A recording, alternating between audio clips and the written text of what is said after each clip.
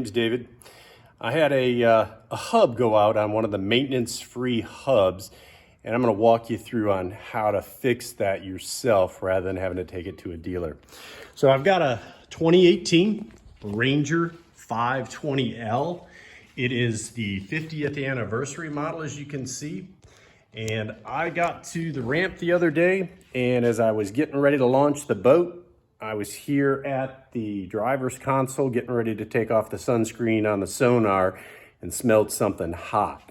And so when I looked down, I noticed that I had lost a hub. And it was a catastrophic failure, had oil all over there, but I went ahead and fished the rest of the day. But I was close to the ramp, about 20 miles. So I actually took the tire off the trailer, put it in the Suburban, and went home on one wheel. Now, I don't recommend that for long distance, but I felt comfortable on the roads that I had to do. But let me show you what we have. This is a sealed unit, and this is the failed one. And what's missing here are these are oil-bathed, maintenance-free hubs. What they should look like is this. In there, in the vault, this is a DB35 model, and it's oil-bathed, maintenance free, and that means you don't have to get in there, take the hub apart, and pack it with grease fittings. It's maintenance free right up until that happens. So you can see the crown nut. I looked all over YouTube for a video on how to do it, and I couldn't find anything. So this particular hub is very similar to an automobile disc hub, and that is it has the disc built into with the caliper. So this is all one piece that you'll find, but this was a catastrophic. On the RangerTrail, this 2018 RangerTrail dual axle, it has the torsion arm. So the trailer does not have leaf springs. All the suspension is right here performed on the torsion bar. So I'm going to walk you through a couple of little tricks that you're going to want to do when you do this yourself. I found mine. You can get it through RangerTrail, but I found Pacific Trailers out in California. The hub has not arrived, so I'm going to walk you through that when it does. But some key components that you want to do as you take this off. This particular bolt, where the torsion arm is on, it's a splined fitting. So a couple of tricks is I used a red grease pencil, and I am marking on the spline where the two top and bottom portion of the connection come together. And then I also ran a line here. It is very critical that the replacement be put back on the splines just as it's taken off. So this red mark on the top of the connector arm will help you get the right fit. And the reason for that is because of these splines, it performs the wheel height in the fender well. If you go too high, it'll be way up in here and you won't be able to, or you'll actually have fender rub. And if it's too low, the fender will be down over it, or too high, you'll put too much stress on the remaining wheels that are there. So it's very critical that you know exactly where the replacement spline hub assembly is going to go on there. This particular bolt has already been taken off, but I decided to make my own video because you couldn't find it. So two things, because this is an incorporated disc system into this hub, I had a catastrophic hub failure. There is nothing wrong with this caliper. Even though it comes brand new with the new caliper on it, that means I'm gonna have to break the seal on the brake lines and re-bleed the system. So I have chosen not to do that. I've actually had this off already. They are 9/16. They're on the back are two flanges that these bolts go through. They have blue Loctites, so you're gonna probably need a breaker bar to get them started off. And so as you can see, they're already out, but I had to use a breaker bar to get them. And then I've also used brake cleaner on this caliper, so don't be confused. This is gonna be a nasty job. So I'm gonna set this down, and as I hold the phone, show you, I'm gonna set it on the ground, pull it right off. There is nothing wrong with that brake caliper whatsoever. A lot of meat left on the pads. So I'm gonna keep this connected.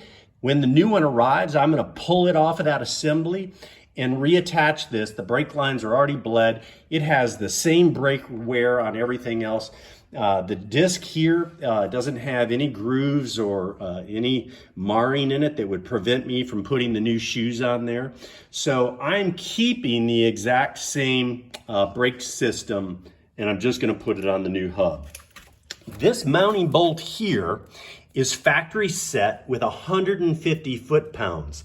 So I will tell you, you are going to need a cheater bar, or if you have air tools, that'll make it really beneficial for you to get that off. It's a 15/16 standard socket that pulls that off. And it took my air gun a little bit to really knock it loose. So I'm gonna pull this off of here and show you what it looks like when it comes off. So give me just a second. Gonna pull this out. And when you put this back in, it's gonna be critical, and I'll show you that. So you'll probably need to use a hammer to pull this off. And I'm gonna get some gloves here, and we're gonna pull this off. Let me see how easy it comes before I do that. We might get lucky here. Yeah, so I got there off. You can see what a catastrophic failure I've had.